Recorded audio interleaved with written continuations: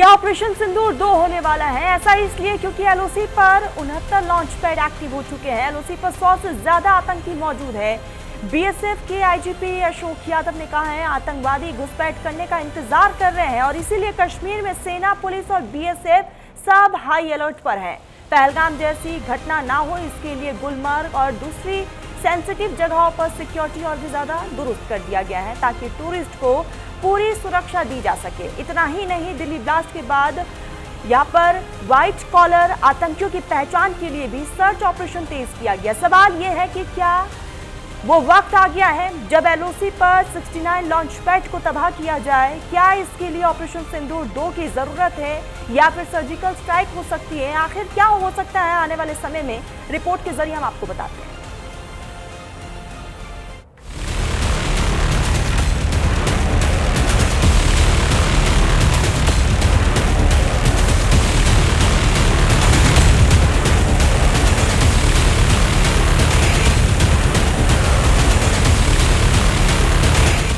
क्या होगा ऑपरेशन सिंदूर 2? बीएसएफ ने कहा एलओसी पर 69 लॉन्च पैड एक्टिव। बीएसएफ ने कहा एलओसी पर 100 से ज्यादा आतंकी मौजूद। बीएसएफ के आईजीपी अशोक यादव ने कहा कि अभी एलओसी पर 69 लॉन्चिंग पैड सक्रिय हैं, जहां लगभग 100 आतंकवादी घुसपैठ करने का इंतजार कर रहे हैं। बीएसएफ ने खुलासा किया कि ऑपरेशन सिंदूर में कई ठिकाने तबाह हुए थे, लेकिन खतरा अभी भी बरकरार है। Most remarkable achievement was the first phase of Op Sindoor, where BSF units, along with the Indian Army, had effectively executed fire assaults on Pak posts and terrorist launching pads along the LOC. बताया गया कि इस साल LOC और अंतर्राष्ट्रीय सीमा पर पाकिस्तान की तरफ से घुसपैठ की कोशिशों में काफी कमी आई है, लेकिन खतरा कई गुना बढ़ गया है क्योंकि पाकिस्तान ने बॉर्डर पार लॉन्च पैड और टेरर कैंप फिर से एक्टिव कर दिए हैं। आईजीपी बीएसएफ अशोक यादव ने दोहराया कि जम्मू कश्मीर में एंटी टेरर ऑपरेशन और ऑपरेशन सिंदूर जारी है क्योंकि आतंकी घुसपैठ के लिए नए रास्ते इख्तियार कर रही है। Displayed strong, accurate and professional response. All BSF units of Kashmir Frontier, including its artillery regiments, had carried out heavy and accurate shelling and firing on enemy posts. BSF ने सेना और जम्मू कश्मीर पुलिस के साथ मिलकर 22 ऑपरेशन किए। नतीजा ये हुआ कि साल 2025 में घुसपैठ की 4 कोशिशों में 8 आतंकवादियों को मार गिराया गया और AK-47 rifle, MP5 rifle, pistol, hand grenade, Chinese grenade, MGL समेत बड़ी मात्रा में सामान बरामद किया गया। आईजीपी ने चेतावनी देते हुए कहा कि पहलगाम हमले के बाद गुलमर्ग, बाउल और दूसरी सेंसिटिव जगहों पर सिक्योरिटी बढ़ा दी गई थी ताकि टूरिस्ट को निशाना बनाने की किसी भी आतंकवादी कोशिश को नाकाम किया जा सके।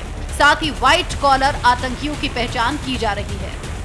Bunkers causing huge casualty to Pak troops, heavy damage to their forward posts and complete destructions of some of their terrorist launching pads along the LOC. सवाल ये है कि एलओसी के उस पार क्या चल रहा है? क्या भारत को फिर से एयर स्ट्राइक करनी पड़ेगी? इतने सारे टेरर लॉन्च पैड एलओसी के पार कैसे एक्टिव हैं? आशीष दीक्षित, न्यूज इंडिया। बात पाकिस्तान की फिर बेइज्जती हुई है क्योंकि पाकिस्तान ने श्रीलंका को एक्सपायर्ड राहत सामग्री भेज दी है। जानकारी के मुताबिक श्रीलंका में आए साइक्लोन दितवा से निपटने के लिए पाकिस्तान ने मदद भेजी थी, लेकिन उन फूड पैकेट पर एक्सपायरी डेट अक्टूबर 2024 थी। पाकिस्तान ने पानी, दूध, पाउडर और आटे सहित कई पैकेट्स भेजे थे, सब एक्सपायरी थे। कैसे पाकिस्तान हर बार अपनी फजीयत करवाता है, रिपोर्ट के जरिए आपको दिखाते हैं।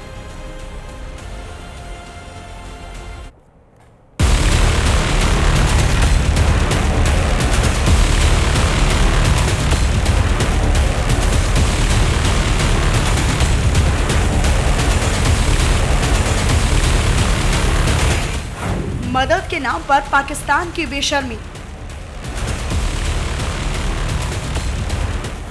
पाकिस्तान ने श्रीलंका को भेजी एक्सपायर्ड राहत सामग्री।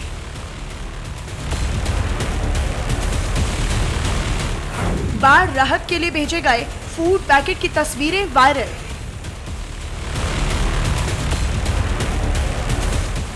बाढ़ राहत पर एक्सपायरी डेट अक्टूबर 2024 लिखी। जी हां, पाकिस्तान ने श्रीलंका के साथ नीचता की सारी हदें पार कर दी हैं। श्रीलंका को एक्सपायरी राहत सामग्री भेजने पर पाकिस्तान सरकार की जमकर किरकिरी हो रही है।